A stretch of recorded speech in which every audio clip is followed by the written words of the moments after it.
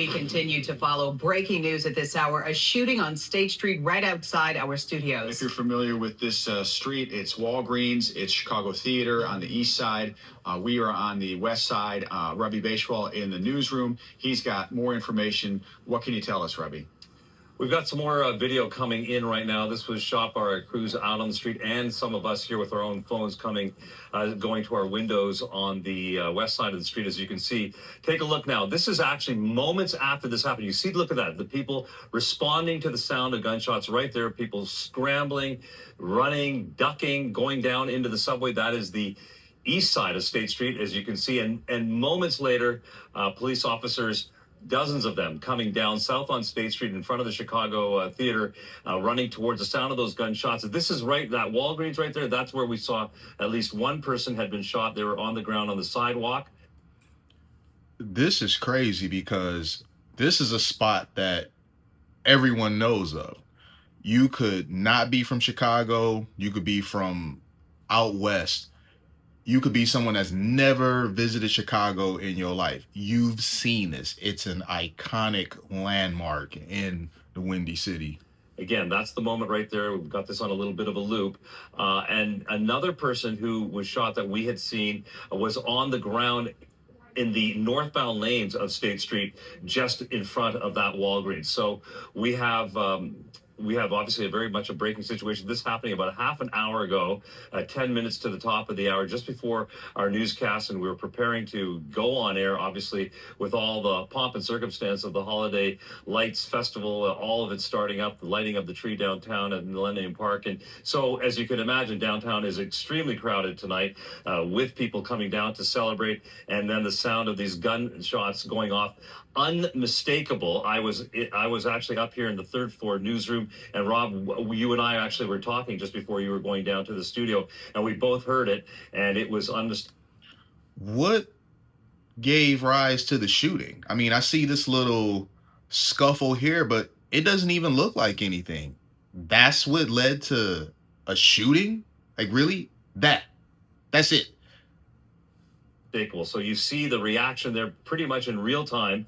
And again, the Chicago police saying officially all they're saying right now is that 2 people have been shot, and we await more details from them. Also, as far as the people being on the streets now, on the street on State Street, that area has been cleared. A lot of emergency cars are there. All kinds of traffic is there on State and Randolph, as you can imagine. But the people who are all milling about, the ones that you saw in that video a moment ago, they are now off the street. Yeah, just incredible video. And we were watching as well. We saw a big group. They were fighting, running back and forth on State Street. And that video, just incredible from our newsroom. Captured some really scary moments. See the panic, in real time. You see how people react. More large crowds are expected in downtown Chicago as many people begin to celebrate the holiday season. Now, along with the festive mood, there are some concerns about safety after 2 shootings here in the Loop, one that claimed the life of a teenager. An increased presence of Chicago police is visible in the Loop tonight after 2 separate shootings leave a teen dead and some holiday revelers alert. 2 separate shootings. So the one that we saw in the video that the news happened to catch, that wasn't the only one. 2 separate shootings in the same area. But not concerned. Can't really do much about it. I'm just going to go out, live my life, not going to stay in the house all day. The shootings happened Friday night after the city held its official Christmas tree lighting ceremony. Shots rang out just before 10 p.m., just steps away from the ABC7 State Street studios. Police say they spotted a large crowd on the sidewalk in the 100 block of North State Street near the Chicago Theater when gunfire erupted and the crowd scattered. It is, quite frankly, frustrating and quite upsetting when this type of violence takes place. The mayor says city officials got wind of... The mayor, Brandon Johnson, I don't know whether to be impressed or frustrated by the fact that no matter what's going on, this man is unmoved. I mean, it is impressive to a certain extent to how all this stuff happens in his city on his watch. He'll get on the podium and he'll talk to the news, and he is so flat. Like, there's no up and downs with him. He is flat. So you know he's going to say something about it that really doesn't amount to a whole lot. And you know he is going to be like really eerily flat about it. It's like, man, does anything give you pause? I mean, is there anything that make your voice crack at all? Or are you just desensitized to it? That could be a thing too. He is from Chicago. I'm not throwing no shade, but perhaps something's happened to him, or he's just seen enough stuff to where he's totally desensitized to it. Either way, it's very strange for the leader of the city, essentially the guy who manages the city, to get on the podium and talk about something like this happening during a tree lighting, nonetheless, and just he still is as flat as ever. And this speaks to me because just the other day here in Detroit, we had our tree lighting. To my understanding, it went off without a hitch, and year after year, year over year, it keeps setting a attendance record. But when I see stuff like this, I just really keep my fingers crossed that this don't happen with us.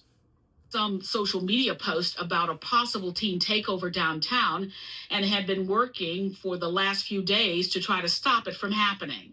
There was a communication that was delivered to CPS Flat. to encourage young people not to participate in these unauthorized gatherings. 7 teens ranging in age from 13 to 17 were shot. Most are listed in good or fair condition. A separate shooting near Dearborn and Monroe, a 14-year-old boy was killed and an 18-year-old was wounded. Community violence interrupter Pastor Donovan Price says teens need. Let me add this bit. In the first clip, they said 2 people were shot. Ultimately, it was 8 people were shot, and 1 is no longer with us, a 14-year-old. Supervision, especially in large crowds. Bring some family with you. Bring mom, bring auntie, bring somebody with you. Bring an adult. Absolutely not. And just watch out and be careful. Absolutely not. No, just don't go. Don't go out there and take your mom with you. Don't go out there and take your auntie with you, because they're just going to end up being added to the number of people shot, possibly. So why would you even take them? Do not. I don't even know why a dude would recommend that. I'm sure his heart is in the right place, but no, I would never take somebody that I care about to something like this, where I know that the chances of something ridiculous happening are very high. Absolutely not. Violence comes as a lot of people venture back downtown for the Chris Kendall Market and the Magnificent Mile Lights Festival. Even though we had an incident downtown yesterday that was very unfortunate, nothing can stop me from coming to celebrate our city, the holidays, and lighting up Michigan Avenue. Authorities say 18 people were arrested for curfew violations and various assaults. Chicago police plan on deploying an additional 300 officers on top of the already 700 assigned to cover weekend festivities. City officials say they are continuing to close. So keep in mind, they have X amount of officers. They already were having 700 over there. Now they're going to add 300 more. What that means is that other places in Chicago are going to have very slow response times. So that may sound good. Oh, we're going to put more officers in the area. But the end result of that is other areas become thin. Monitor the downtown area for unusual activity. I feel the lady where she was coming from, the one that said, you can't stop her. She's going to get out here no matter what. She loves her city and all that. I really do feel where she's coming from, but I don't go certain places. When there's potential elements, I just don't go. I'd rather stay home or just go somewhere else. It's probably her favorite time of year, so she wants to get out there for this and that. It would not be me though, man. The age that I'm at now, I just move a bit differently. I just don't be wanting to be bothered with a lot of different things. Stuff that I would have entertained years ago, I'm so not interested, y'all.